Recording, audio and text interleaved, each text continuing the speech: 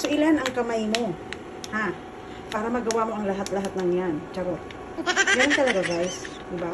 Kailangan mabuhay tayo kahit mag-isa lang tayo.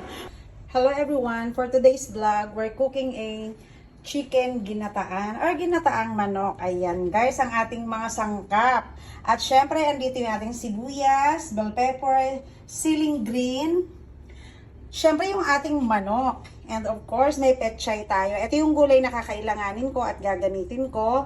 And may sayote. Masarap to sa ginataan. At guys, wala daw magkakayod at walang magpipiga. Kaya gagamit tayo nitong brand na ito. Ito yung gagamitin natin, instant gata. Ayan, kumuha lang ako sa tindahan. Okay, start na tayo sa pagluluto. Ayan. Lalagyan na natin ng mantika. So, kaunti lang. Kasi alam nyo ba ang manok ay sobrang mamantika yan. Kaya, kunti lang yung ilalagay ko. Kasi magmamantika din yan mamaya. At guys, ang unahin natin ay ang sibuyas.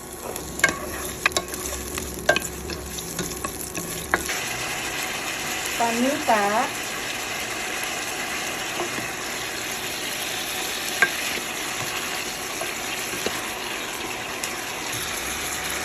Konting salt.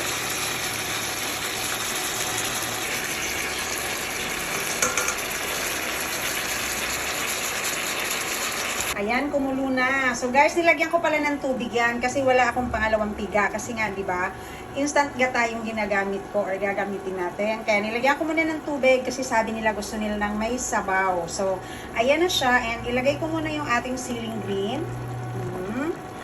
At ilalagay na natin yung ating gata. Wow, ang sarap nito. Mapaparami na naman ang kain ng aking pamilya nito. Favorite ng pamilya, ginataang manok. Ang hirap naman kaya yung, ikaw na yung videographer, ikaw pa yung taga-cook, di ba? So, ilan ang kamay mo? Ha?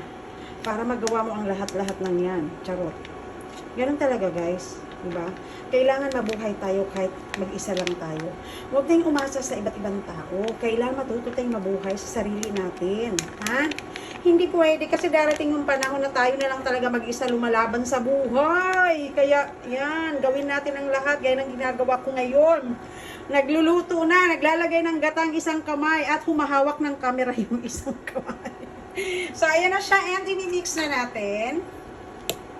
Mga sayote. 2 pirasong sayote nilagay ko kasi sabi ng anak ko, damihan doon ng gulay. So, hala, 2 malalaki yan. Mahal pa lang sayote ngayon kasi sa 2 malaki na yan, nasa 60 plus na. And pakuluin lang natin yan. Ilagay ko na rin yung aking bell pepper. Ako lang pa naglalagay ng bell pepper kasi kailangan ko to.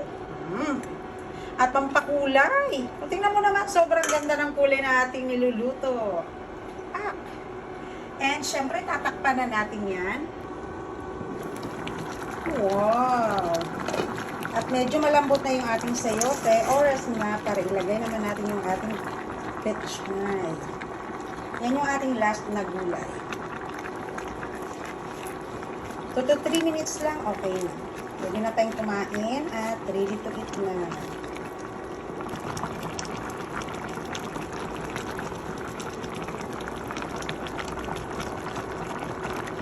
So, malambot na yung ating gulay, luto na. So, thank you for watching. Please follow for more. Bye!